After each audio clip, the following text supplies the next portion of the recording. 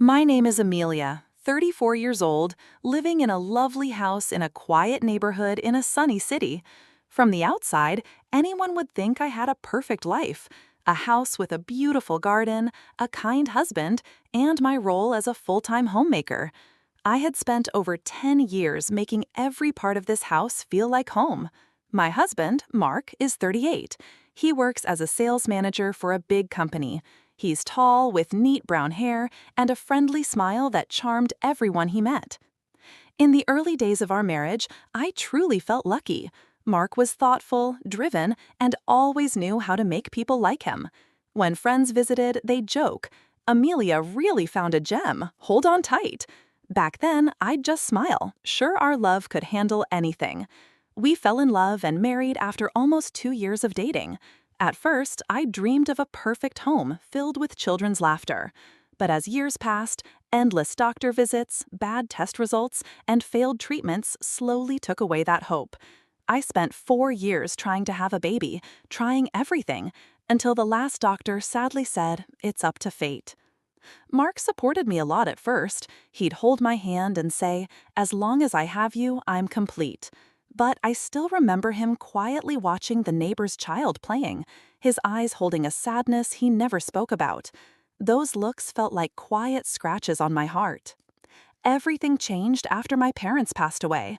My father died suddenly, and just 3 months later, my mother also left us after a long illness. That loss left me empty, but it also made me the only heir to everything my parents had worked so hard for. A small but strong real estate business, along with some apartments and savings I never expected. This money was enough for Mark and me to live a much nicer life.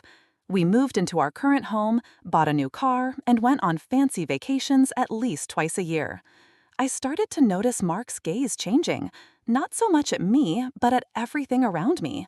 That's when I first felt a strange unease I couldn't explain. People still saw us as the perfect couple. The glamorous photos, the expensive parties, the envious wishes whenever I posted on social media.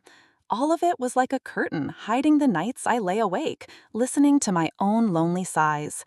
Sometimes I wondered if all this money was quietly hurting what we once had, but then I'd tell myself I was just being too sensitive. Mark still seemed like the perfect man to our friends, still said sweet things to me in front of others. But I couldn't help but notice the growing distance in his actions. The times he smiled, but his eyes no longer had that warm glow they once did. And inside this big, beautiful house, I sometimes felt like a stranger in my own life. I never thought the money I saw as a gift would pull me into a hidden problem I never saw coming. In the months after we moved into our new house, I saw more changes in Mark. He no longer seemed eager to come home. The cozy dinners we used to share were replaced by short text messages. "Busy with work, don't wait for me for dinner." At first, I tried to believe it was just a tough time at work. But over time, his excuses became so common they felt empty, and my heart tightened with a growing sense of worry. These days, Mark came home late almost every night. Many evenings, it wasn't until 10 p.m. that he'd walk in, looking tired, but strangely, his eyes sparkled with an odd excitement. On some nights, when I gently asked, "Is everything okay at work?" Mark would give a faint smile and say, "Just a lot of new projects, don't worry." But the lack of care in his voice only made me more anxious. What troubled me most was his phone. Mark no longer left his phone on the table like before. He always kept it with him, and when a call came in, he would quickly step out onto the balcony or down to the garage, avoiding my gaze. Sometimes I heard him talking in such a low voice it was almost a whisper. He used to share everything with me, work calls and even casual chats with friends. Once, when I unexpectedly stepped out onto the balcony, he quickly ended the call and forced a calm look. "That was a client, big contract tomorrow." But I'd clearly heard a woman's voice on the other end, softly laughing. It didn't sound like any client he'd ever mentioned. Mark also stopped showing me his monthly credit card statements. When I asked, "Can you give them to me so I can manage our spending?" he quickly replied, "I'll handle it myself. Don't want to mix it up with the company card. Too much hassle." His face showed a flicker of annoyance that surprised me. It was the first time in our marriage he seemed bothered when I asked about money, something we had always agreed would be completely open. I began to feel lost in my own home. The long evenings I sat alone in the living room, watching car lights on the street and wondering, is Mark still the man who promised to be with me for life? I kept telling myself to trust him, to give him time. But night after night, the doubt inside me grew like a dark cloud I couldn't push away. One weekend evening, Mark unexpectedly took me to a company party, an event he didn't mention as often as he used to. The place sparkled with golden lights and soft music. Mark laughed and chatted with everyone as if nothing was wrong. I tried to fit in, telling myself to let go of my suspicions. But then, as I stood alone near the wine bar, I happened to hear Mark talking to a colleague. Mark leaned toward the person, his voice low. "The project in another city is almost done. After that, I'll have more freedom." The colleague chuckled softly. "You're really good at keeping secrets. Did you leave any clues?" Mark took a sip of wine, his eyes showing something I couldn't tell if it was worry or excitement. Another city? I had never heard Mark mention any project there. That city was far from our home. My heart pounded, trying to swallow the wave of worry rising inside me. I couldn't bring myself to move. That night, on the way home, Mark held my hand, still that gentle husband everyone admired. But I no longer felt any warmth in that hand, and I knew the doubt in my heart could no longer be ignored. I thought I was calm enough to face the changes in Mark, but then a phone call from my best friend Sarah brought back the strong suspicion I had tried so hard to get rid of. Sarah had been my friend since college and now worked in another big city. That day, just as I set my teacup down, the phone rang. Her voice was a bit unsure, but full of concern. "Amelia, I need to tell you something. Last week, I was on a business trip in that other city. I'm not entirely sure, but I saw Mark." I froze, gripping the phone tightly. "What did you say?" She continued. "I kept telling myself maybe I was wrong, but it was definitely Mark. He was sitting in a small cafe near the bus station with a blonde woman, younger than you. They seemed very close. I don't want to jump to conclusions, but it didn't feel right at all." I felt my throat tighten, my heart pounding like it would burst from my chest. I forced myself to stay calm and thanked Sarah for telling me. That night, I sat by the window, staring out at the peaceful night sky while my heart churned. So many questions came at once. Who was that woman? Why was Mark hiding this from me? And why did everything seem to match the signs I'd seen all this time? 3 days later, Mark unexpectedly came home earlier than usual. His face was unusually bright as he walked into the house, and before I could say anything, he spoke up. "I think we need some time just for us. Let's go to a quiet town this weekend. I already booked a room at a nice hotel. We can make things better. What do you say?" I was surprised. Mark had been using work as an excuse to avoid moments like this for over a year. This sudden offer made me feel both happy and uneasy. I tried to hide my worry with a calm look. "Did you really mean that?" Mark hugged me, pressing his cheek to my hair, his voice warm, but strangely, I felt a chill. "I love you. That's all you need to remember, Amelia." His gaze was deep as he looked at me, but somehow I saw something in it that felt like a secret. The whole night before the trip, I lay awake. When Mark finally fell asleep, I sat quietly in the dim light. On a sudden urge, I opened his briefcase, the one he always kept close. I hadn't meant to snoop, but something inside pushed me to find the truth. Inside, besides his laptop and notebook, I found a thick file with a pale blue cover. My hand trembled as I pulled it out. "City Mental Wellness Center Medical File." The words on the cover stunned me. My heart raced wildly as I flipped through the first few pages.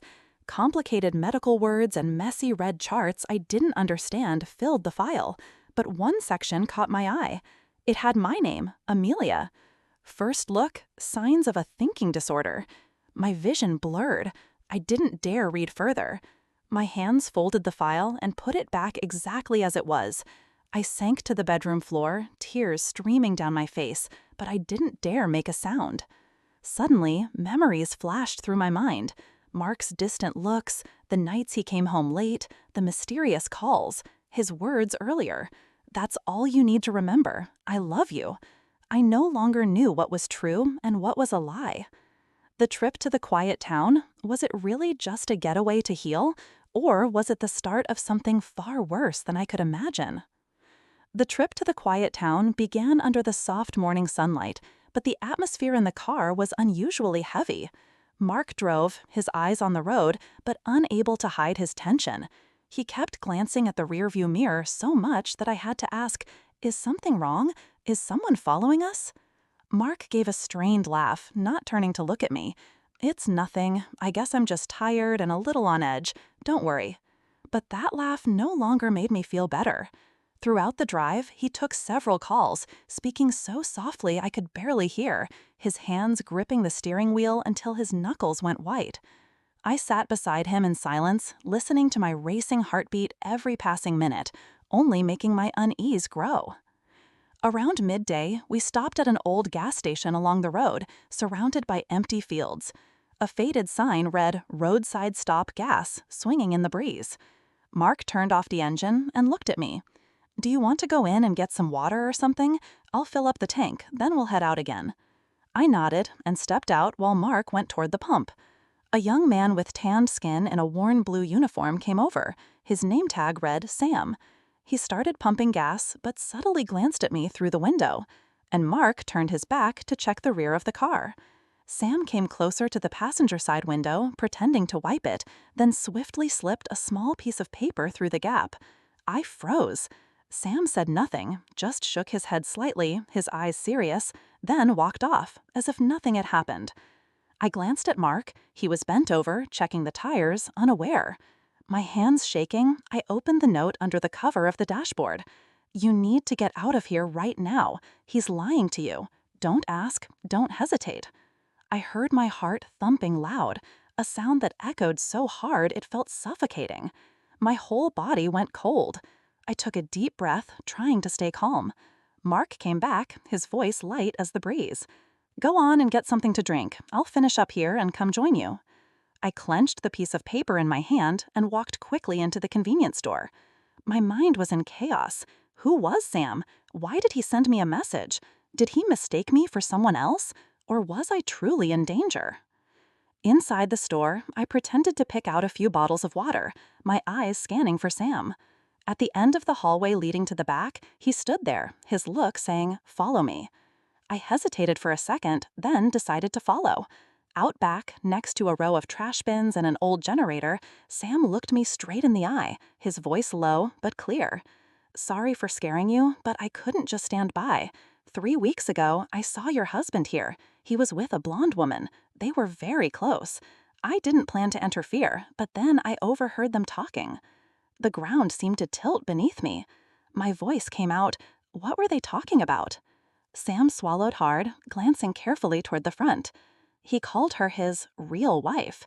When she asked what about her, your husband said, "Let this trip take care of it. Then everything will be ours." I heard it clearly, but I couldn't believe it. But this morning, he stopped for gas alone, called someone, and said, "All the hospital admission paperwork is done. She won't have any more chances." I gripped the hem of my shirt to keep my hands from shaking. Sam went on, his eyes earnest. "I don't know what they're planning, but it's definitely not good. Don't go back to the car. If you want, I'll take you to the nearest police station. They'll help you." Footsteps sounded from the front. Mark's voice called out sharper than usual. "Amelia, where are you?" Sam lowered his voice, pleading. "You have to decide right now. If you go back, you won't get another chance." I took a deep breath, looking into those sincere eyes.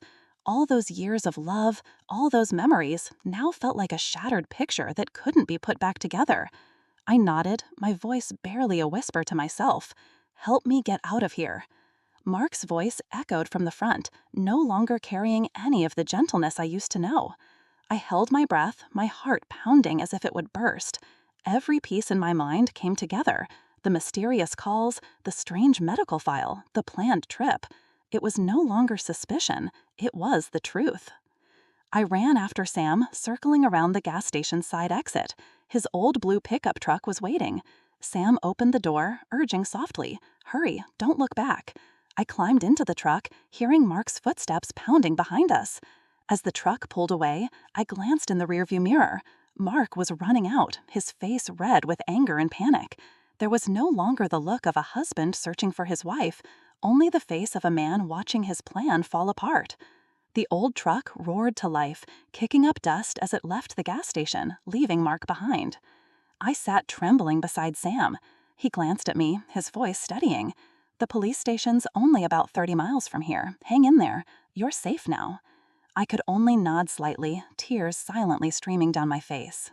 When we reached the police station in the small town, a female officer named Kelly greeted me. I told her everything: the warning note, the medical file, and Mark's strange behavior. Kelly listened carefully, then spoke gently. "At this point, we can't arrest him based on suspicion alone, but we'll write a report right away. I advise you to ask for a protective order and think about hiring a lawyer or a private investigator to find more proof." Sam took me to the home of a friend of his, an older woman named Doris who lived nearby. Doris welcomed me with a warm hug I hadn't expected from a stranger. That evening, I called Sarah and told her everything. Sarah immediately connected me with a private investigator she trusted, David Stone, a specialist in cases of marriage fraud. The next day, David met me at a small cafe. He was a middle-aged man with sharp eyes but a calm voice. "I'll start by looking into Mark's background. I suspect there's something wrong with his identity and life." 3 days later, David called me, his tone serious. "Amelia, I need to see you right away. I've found the truth." At his small office, David handed me a thick file. On top was a photo of Mark standing next to a blonde woman and 2 twin children about 8 years old, taken in front of a house in another state. He pointed at the picture. "Your husband's real name is Mark Jones. He's had another family in another state for the past 10 years. That woman is Lisa Jones, his legal wife there. The 2 children are his." I was stunned. 10 years. That meant when he and I were still newlyweds, he already had another family. David continued, his voice serious. "They've been planning to take over your money and property." I got permission to look at Mark's phone records. In the recordings, he spoke with a man named Dr. Smith, a doctor, about creating a fake file for you, planning to have you put in a mental hospital under a false diagnosis to control your assets. He handed me Mark's bank statements, showing payments made to Dr. Smith with the note, "Fee for file preparation." My hands trembled as I held those papers. Everything was clearer than ever. The man I had loved and trusted all these years was actually a cheat, using my trust to try and take everything. David placed his hand gently on the table, his eyes full of resolve. "Now's the time you need a good lawyer. I can recommend someone. We'll work together to protect you and make him face justice." I took a deep breath, my heart aching, but filled with a strange new determination. Even if the past had been built on lies, I wouldn't let him ruin the rest of my life. After the meeting with David Stone, I knew I couldn't wait even one day. With all the strength I had left, I called Sarah, asking her to connect me with a strong enough lawyer to help me fight this difficult legal battle. Without hesitation, Sarah introduced me to Laura Green, a well-known attorney who had won many cases involving marriage fraud and theft of property. That very afternoon, I met Laura at her office, a simple space that showed determination through the thick case files piled on the desk. Laura listened as I spoke, her eyes lighting up with resolve. "Amelia, this file is enough to charge Mark with having 2 wives and fraud. The first thing we need to do is immediately ask for an order to freeze all joint and individual accounts to stop any money transfers." With Laura and David's help, I quickly signed all the necessary papers. Just 2 days later, the court approved the order to freeze the accounts and property that Mark had shared with me. At the same time, Laura officially filed charges with the police in both states where Mark had operated under his false identity. The storm began. Mark surely never expected that I could act so quickly and strongly. 3 days later, police working across both states raided and arrested Mark at a rental apartment near the state border, where he had been hiding after realizing his plans had fallen apart. Lisa Jones, his real wife, was also held for questioning on charges of helping him. I still clearly remember the moment I stepped into the courtroom for the first time. My heart pounded in my chest as I saw Mark led in, handcuffed, looking nothing like the confident, polished man who once stood beside me. His face showed pure bitterness when he saw me there.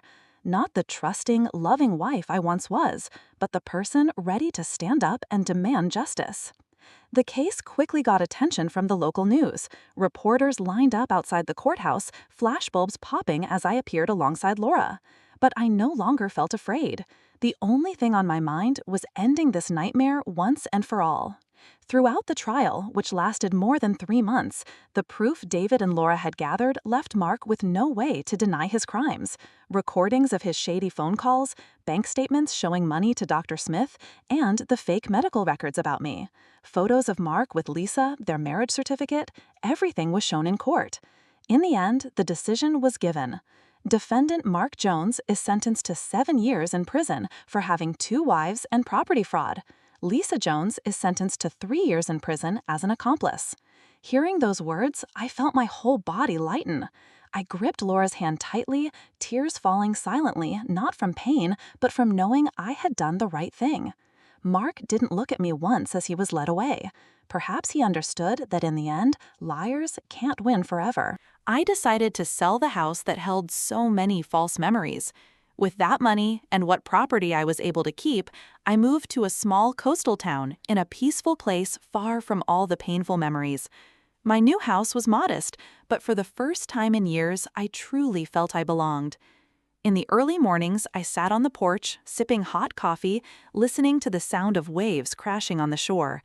The sunlight sparkled on the sea like a reminder. From now on, I would start over without fear, without confusion. In those first days in the coastal town, I lived quietly, spending time healing the wounds I had avoided facing for so long. Each morning, I sat on the porch, gazing out at the endless blue sea, listening to the waves and the cries of seagulls. One afternoon, walking through the town center, I saw a flyer posted outside the library. Support group for victims of marriage fraud and emotional abuse. Share and heal together. I don't know why, but I stood there for a long time. That night, I couldn't sleep, thinking of women like me, those who might still be trapped in fear, unable to find a way out. The next morning, I went to the community center and signed up. For the first time, standing before a group of strangers, I told my story. My voice trembled as I spoke, of betrayal, of the moment I had to choose between blind love and harsh truth. But the more I shared, the lighter I felt. The shining eyes of the women before me, their nods of understanding, their quiet tears, it all gave me strength. From a participant, I slowly became a helper. Together with other members, I helped organize sharing sessions, guided victims to seek legal help, and most importantly, helped them find their own worth again.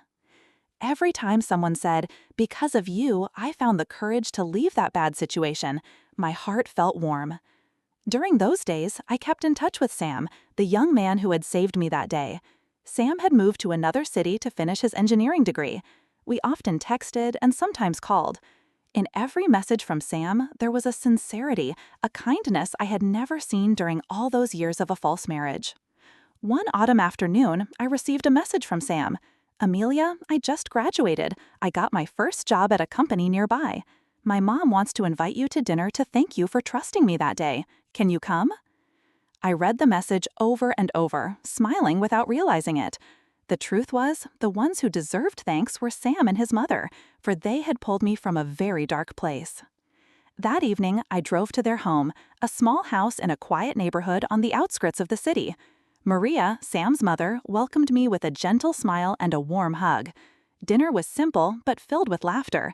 We talked about the past, about the future ahead. Sam excitedly spoke of his new job and his dream of building machines to help the community.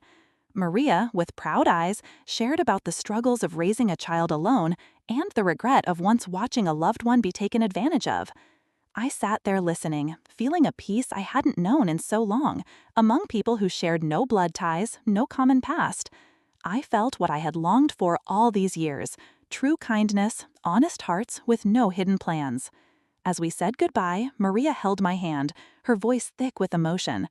"Amelia, thank you for not turning your back on my son that day. Because of you, he's grown so much." I gently squeezed her hand, speaking from the heart. It was Sam who saved me, and because of that, I learned that real family isn't about blood. It's about those who treat you with all their heart. That night, on my way home, I stopped by the beach, opened the car door to better hear the waves. The night sky sparkled with stars, and I knew my life had truly entered a new chapter. a chapter of freedom, strength, and thanks for the kind souls who led me out of the darkness. Looking back on my journey, I understand that what seemed like the deepest pain was actually the beginning of a new, meaningful life. From a deceived wife, I found myself again, stronger, freer, and more thankful for life's true values. I learned that family isn't necessarily those who share your blood, but those who come to you with honesty and kindness. Now I live to spread hope, walking alongside those who, like me, once felt lost.